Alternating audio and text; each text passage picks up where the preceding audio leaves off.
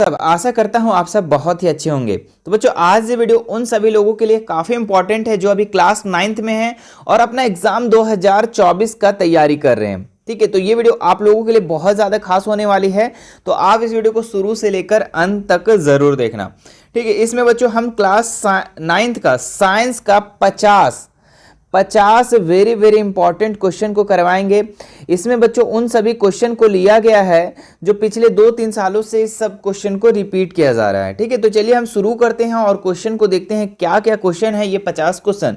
इसमें देखिए सबसे पहला क्वेश्चन अगर देखें बच्चों जो कि बहुत इंपॉर्टेंट है, क्या लिखा हुआ है, त्वरण का एसआई मात्रक है। ठीक है, तो त्वरण का एसआई मात्रक क्या है, तो ऑप्शन है मीटर, मीटर पर सेकंड स्क्वायर या मीटर स्क्वायर पर सेकंड स्क्वायर। ठीक है, तो त्वरण का एसआई मात्रक जो है बच्चों ये आपका मीटर पर सेकंड स्क्वायर है। ऑप्शन नंबर सी इसका बिल्कुल राइट हो जाएगा। ठीक है, चलिए अब दूसरा सवाल को देखते हैं हम लोग। दूसरा सवाल क्या दिया हुआ है, वेग में परिवर्तन की दर है। ठीक है, तो वेग में परिवर्तन की दर क्या है, चाल है, वेग है, त्वरण या विस्थापन। ठीक है, तो इसका जो राइट आंसर हो जाएगा ऑप्शन नंबर सी, त्वरण। ठीक है, वेग में परिवर्तन की दर को ही हम लोग क्या कहते हैं, त्वरण कहते हैं। चलिए अगला आते हैं क्वेश्चन नंबर 3 में। ठीक है, एक कार 2 घंटा में 100 सेंटीमीटर नहीं, यहाँ किलोमीटर होगा। ठीक है, 2 किलोमीटर की दूरी तय करती है, इसकी औसत चाल निकालना है। ठीक है, तो बहुत ही आसान है। ठीक है, आप न्यूमेरिकल देख के आपको डरना नहीं है। ठीक है, औसत चाल निकालने कह रहा है ना, लिखेंगे औसत चाल इज इक्वल टू, है ना, औसत चाल इज इक्वल टू, इसका फॉर्मूला होता है बच्चों दूरी बटा समय। क्या होता है, दूरी बटा समय। तो यहां पे देखो दूरी कितना है, तो दूरी देखो यहां 100 किलोमीटर है, तो 100 लगा देंगे, 100 किलोमीटर। ठीक है, और उसके बाद देखो कितना समय लग रहा है, तो 2 घंटा, 2 से डिवाइड कर देंगे, आंसर आ जाएगा, कितना आ गया, 50। ठीक है, तो इसका औसत चाल जो हो गया वो कितना हो गया, 50 किलोमीटर प्रति घंटा। ठीक है, देख लो कहां ऑप्शन में है, ऑप्शन नंबर आपका बी में है। ठीक है, तो आपको बस इतना याद रखना कि औसत चाल इज इक्वल टू दूरी बटा समय होता है, जितना दूरी है दिया रहेगा और जितना समय दिया रहेगा उससे डिवाइड कर देंगे। ठीक है, 4 नंबर सवाल देखना। 4 नंबर क्या लिखा हुआ है, 2 kg द्रव्यमान वाली वस्तु को 5 मीटर पर सेकेंड की दर से त्वरित करने में कितना बल की आवश्यकता होगी। ठीक है, तो बल निकालने के लिए कह रहा है। ठीक है, तो इसके लिए भी एक फॉर्मूला है बच्चों, एफ बराबर, ठीक है, एफ का मतलब होता है फोर्स यानी कि बल बराबर होता है m इंटू ए। ठीक है, मास इंटू एक्सेलरेशन। तो यहां पे देखो मास कितना दिया हुआ है, द्रव्यमान कितना दिया हुआ है बच्चों, तो 2 kg, तो 2 लगा देंगे, और एक्सेलरेशन यानी कि त्वरण, एक्सेलरेशन का मतलब त्वरण, तो कितना त्वरण कर रहा है, तो 5 मीटर पर सेकंड स्क्वायर, तो 5 से इसको गुना कर देंगे, तो कितना हो जाएगा, 5 दूनी 10। ठीक है, और आपको पता होना चाहिए बल का जो एसआई मात्रक है वो न्यूटन होता है, इसीलिए इसका आंसर किस में आएगा, न्यूटन में आएगा। ठीक है, तो ऑप्शन नंबर देख लो कहां पे है, ऑप्शन नंबर बी में है। ठीक है, बस आपको छोटे छोटे से फॉर्मूले याद रखना है और बस बना देना है, कोई हार्ड है ही नहीं। ठीक है, कि 1-2 पेज बनाएंगे उसके बाद आंसर लाएंगे, बस थोड़ा सा आप वहीं पे मन में भी कर सकते हो।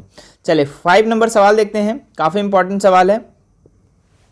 चंद्रमा की सतह पर किसी वस्तु का भार पृथ्वी की सतह पर उसके भार का कितना गुना होता है। ठीक है, तो ऑप्शन है 6, 1/2, 2 या 1/6। ठीक है, तो इसका जो राइट आंसर हो जाएगा बच्चों, ठीक है, चंद्रमा पर जो उसका पृथ्वी का जितना भार होता है वो कितना गुना होता है, तो 1/6 गुना। ठीक है, 1/6 गुना होता है।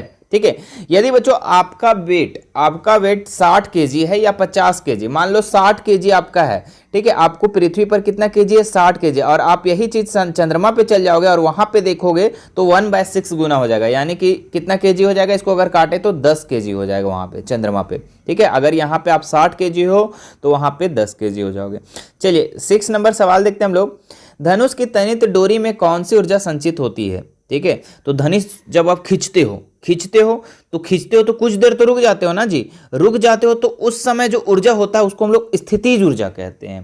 ठीक है, क्या कहते हैं, पोटेंशियल एनर्जी यानी कि स्थितिज ऊर्जा कहते हैं। और जब आप छोड़ देते हो धनुष को, ठीक है, जब आप धनुष को तीरते हो, ठीक है, तीरते हो तो आपका यहाँ पे स्थितिज ऊर्जा हो गया, लेकिन आप जब छोड़ देते हो तो किसमें चेंज हो गया, वो गतिज ऊर्जा में। ठीक है, तो यहाँ पे तनित डोरी बोल रहा है, मतलब कि आप जब तान के रखे हो धनुष को, अब एकदम अब छोड़ना, तो वहां पे क्या हो जाएगा, स्थितिज ऊर्जा हो जाएगा। ठीक है, क्लियर है। चलो आगे बढ़ते हैं हम लोग 7 नंबर सवाल में।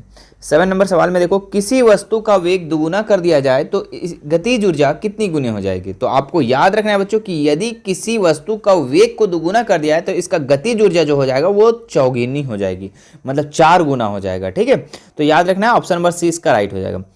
8 नंबर सवाल देखो, इनमें से तरंग वेग, तरंग धैर्य तथा आवृत्ति और एन के बीच का सही संबंध क्या है। ठीक है, तो अगर बात करें बच्चों यहाँ पे वेग, तरंग धैर्य और आवृत्ति के बीच का सही संबंध वो होता है यहाँ पे वेग इज इक्वल टू लैम्डा, है ना, तरंग धैर्य और आवृत्ति एन। ठीक है, तो ये होता है। ठीक है, तो देखो ये कहाँ पे ऑप्शन में बच्चों, तो ये ऑप्शन नंबर ए में है। देखो भी बराबर लैम्डा पहले लिखा हुआ है, नहीं यहाँ पे एन पहले लिखा हुआ है, लैम्डा बाद में, कोई बात नहीं। ठीक है, तो आपका ए नंबर इसका बिल्कुल राइट हो जाएगा। आगे देखो, ऊर्जा का व्यवसायिक मात्रक है। ठीक है, commercial unit of energy is. ठीक है, तो क्या होगा इसका आंसर, तो किलोवाट घंटा होगा बच्चों, यानी कि KWH। ये भी याद रखना, आपको बहुत बार पूछा गया सवाल है।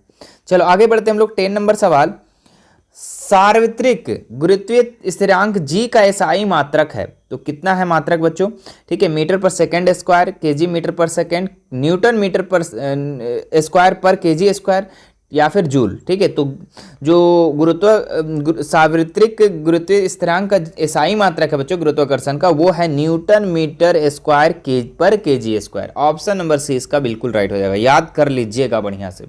ठीक है, 11 नंबर सवाल देखते हैं।